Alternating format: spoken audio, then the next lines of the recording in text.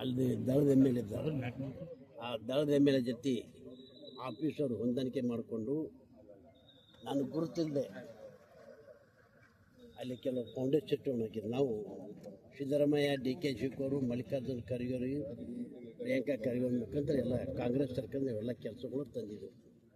ಅವ M L A ಏನು ಮಾಡಿದಾನ, officer ಜೊತೆ ಹೊಂದಾಣಿಕೆ ಮಾಡಿಕೊಂಡು ನನ್ನ ಗಮನಕ್ಕೆ ಬರಲಾರ್ದೆ ಇವತ್ತು ಫೌಂಡೇಶನ್ ಸ್ಟೋನ್ ಇಟ್ಟಿದ್ದೀವಿ. ಅದು ನಮ್ಮ ಮನಸ್ಸಿನ ನೋವಾಗಿದೆ. ನಮ್ಮ ಸರ್ಕಾರ ಇದೆ, ನಾವೇ ಕೆಲಸ ತಂದಿದ್ದೀವಿ. ಸಿದ್ದರಾಮಯ್ಯ ಸಾಹೇಬಿಗೆ ಡಿ.ಕೆ. ಸಾಹೇಬರು ದುಡ್ಡು ರಿಲೀಸ್ ಮಾಡಿದ್ರು ಮತ್ತು ಖರ್ಗೆ ಸಾಹೇಬರು ಸಹಾಯ ಮಾಡಿದ್ದಾರೆ. ಗುರುಮಿಡ್ಕಲ್ ಅವ್ರಿಗೆ ಹಿಂದಿನ ಕ್ಷೇತ್ರ.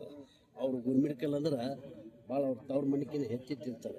ಇವತ್ತಲ್ಲಿ ಎಮ್ ಎಲ್ ಎ, ದಳದ ಎಮ್ ಎಲ್ ಎ ಆಫೀಸ್ ಜೊತೆ ಹೊಂದಾಣಿಕೆ ಆಗಿ ಇವತ್ತೇನು ಅಲ್ಲಿ ಫೌಂಡೇಶನ್ ಸ್ಟೋನ್ ಹಾಕ್ತಾಯಿದ್ದಾರೆ ನನ್ನ ಗಮನಕ್ಕೆ ತಂದಿಲ್ಲ. ಅದಕ್ಕೆ ನಾನು ಅವ್ರದ್ದು ಬೈಕಾಟ್ ಆಗ್ತಾಯಿದ್ದೀನಿ. ಇದು ಮತ್ತು ಸಿ ಎಮ್ಗೆ ಮತ್ತು ಡಿ.ಕೆ. ಶಿವಕುಮಾರ್ ಆಫೀಸರ್ ಮೇಲೆ ಎಕ್ಸೆಪ್ಟ್ ಅಲ್ಲಿ ಒಂದು ಆಫೀಸರು ಇವು ಇಟ್ಕೊಂಡಿದ್ದಂತಾರೆ ಹೇಳಬೇಕಲ್ಲ.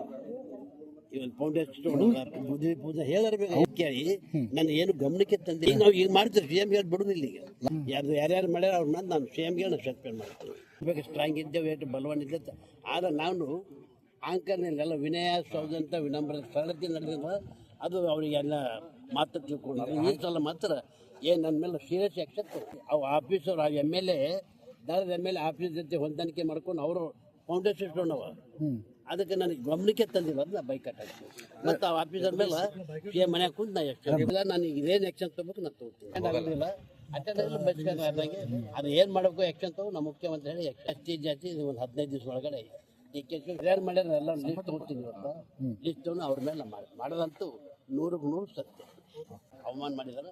ಅದಕ್ಕೆ ನನ್ನ ಮನಸ್ಸಿಗೆ ನೋವಾಗ್ಯದ. ಮತ್ತು ನಮ್ಮದೇ ಸರ್ಕಾರ ಹೊರಗೆ ತಂದು ನಾವೇ ದುಡ್ಡು ಬಿಡು ನಮ್ಮ ಮುಖ್ಯಮಂತ್ರಿ ಡಿ.ಕೆ. ಶಿವಕುಮಾರ್, ಮಲ್ಲಿಕಾರ್ಜುನ ಖರ್ಗೆ ಹೇಳಿ ಎಲ್ಲ ಮಾಡಿದ್ದೀವಿ.